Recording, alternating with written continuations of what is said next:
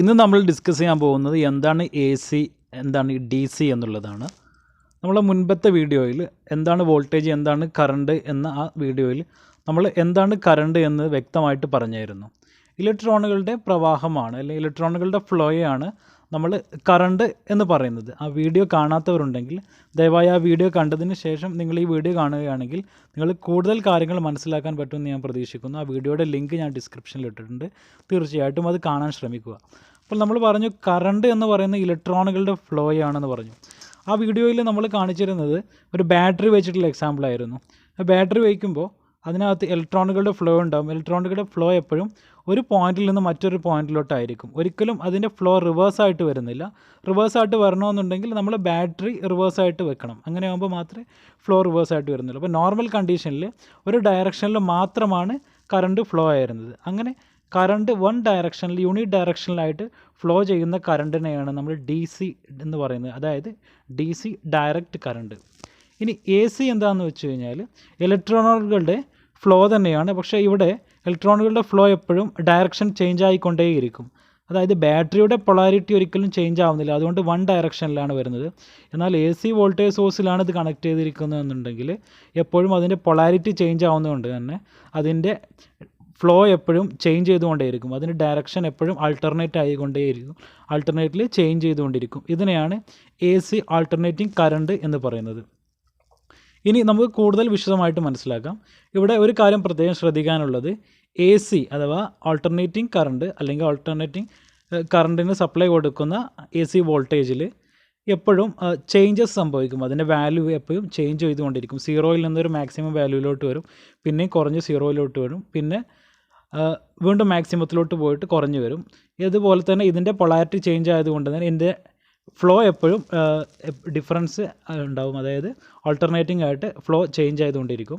ഇനി ഡി സിയിലാണെങ്കിൽ D C voltage ആണെങ്കിലും ഡി സി കറണ്ട് ആണെങ്കിലും ഇതിൽ പൊളാരിറ്റി ചേഞ്ച് ആവുന്നില്ല, എപ്പോഴും ഒരു ഡയറക്ഷനിൽ മാത്രമാണ് ഫ്ലോ ഉണ്ടാവുന്നത്.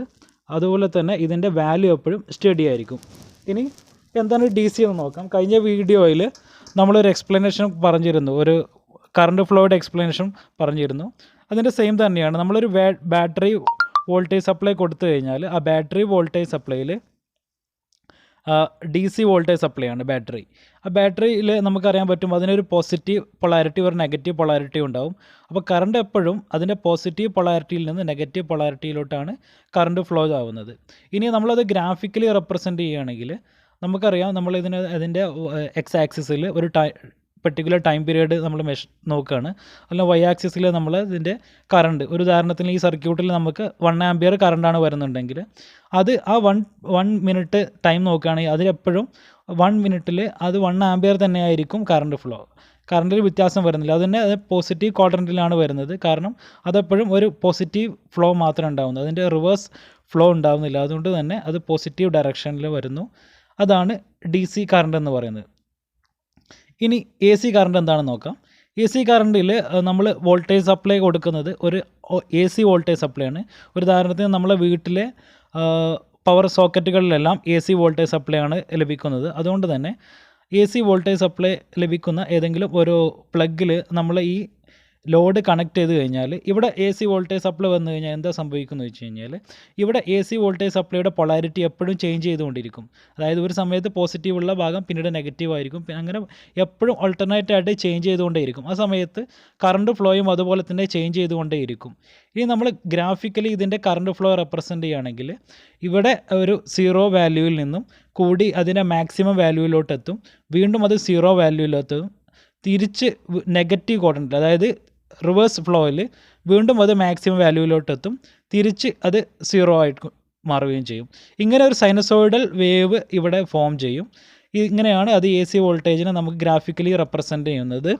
ഇവിടെ ഒരു നെഗറ്റീവ് ഹാഫ് സൈക്കിളും ഒരു പോസിറ്റീവ് ഹാഫ് സൈക്കിളും കംപ്ലീറ്റ് ആവുന്നതിനെ നമ്മൾ ഒരു സൈക്കിൾ എന്ന് പറയും. ഇങ്ങനെ ഒരു സെക്കൻഡിൽ എത്ര സൈക്കിൾ ഫോം ചെയ്യുന്നു അതാണ് ഇതിൻ്റെ ഫ്രീക്വൻസി എന്ന് പറയുന്നത്. നമുക്കറിയാം, നമ്മൾ ഏതൊരു എ സി വോൾട്ടേജ് സപ്ലൈയിലുള്ള ഉപകരണങ്ങൾ നോക്കിയാലും അതിനകത്ത് നമുക്ക് ഹെഡ്സ് മെൻഷൻ ചെയ്തിട്ടുണ്ടാവും.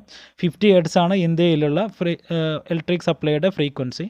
അപ്പോൾ ഹെഡ്സ്, അതായത് 50 ഹെഡ്സ് നമുക്ക് ഇതിൻ്റെ ഫ്രീക്വൻസി, നമ്മുടെ ഈ പവർ സപ്ലൈയുടെ ഫ്രീക്വൻസി എന്ന് പറയുന്നത് 50 ഹെഡ്സ് ആണ്. അതായത് ഒരു സെക്കൻഡിൽ 50 പ്രാവശ്യം ഒരു സൈക്കിൾ ഫോം ചെയ്യുന്നു എന്ന് മനസ്സിലാക്കാം. ഒന്നുകൂടെ വ്യക്തമാക്കി പറഞ്ഞാൽ ഒരു AC സപ്ലൈയിൽ കണക്ട് ചെയ്തിട്ടുള്ള ഒരു ബൾബ് 100 പ്രാവശ്യം ഫ്ലിക്കർ ചെയ്യുന്നു ഒരു സെക്കൻഡിൽ എന്നുള്ളതാണ്. പക്ഷേ ഇത്രയും വേഗതയുള്ള ഫ്ലിക്കറിങ് നമുക്ക് മനസ്സിലാക്കാൻ പറ്റാത്തത് മനുഷ്യൻ്റെ കണ്ണുകൾക്ക് 25 മുതൽ 30 ഫ്രെയിം പെർ സെക്കൻഡാണ് അതിൻ്റെ കപ്പാസിറ്റി ഉള്ളത്. അപ്പോൾ അതിൽ കൂടുതലായതുകൊണ്ടാണ് നമുക്ക് കാണാൻ പറ്റാത്തത്. നമുക്കറിയാം, വളരെ വേഗതയിൽ സഞ്ചരിക്കുന്ന ഒരു കാറിൻ്റെ ടയറിൻ്റെ റൊട്ടേഷൻ പലപ്പോഴും നമുക്ക് തിരിച്ചറിയാൻ പറ്റാറില്ല. അതും ഇത് തന്നെയാണ്, ഈ പ്രതിഭാസം കൊണ്ട് തന്നെയാണ് എന്ന് മനസ്സിലാക്കുക. സോ നമ്മൾ എന്താണ് AC, എന്താണ് DC എന്നുള്ള കാര്യങ്ങൾ മനസ്സിലാക്കി. AC എന്ന് പറഞ്ഞു കഴിഞ്ഞാൽ അത് എപ്പോഴും പൊളാരിറ്റി ചേഞ്ച് ചെയ്യുന്ന ഒരു പവർ സപ്ലൈ ആണ് AC വോൾട്ടേജ് എന്ന് പറയുന്നത്. അതുകൊണ്ട് തന്നെ ഫ്ലോ എപ്പോഴും ഡയറക്ഷൻ ചേഞ്ച് ചെയ്യുന്ന കറണ്ട് ഫ്ലോയെ നമ്മൾ AC കറണ്ട് എന്ന് പറയുന്നു, അല്ലെങ്കിൽ AC എന്ന് പറയുന്നു.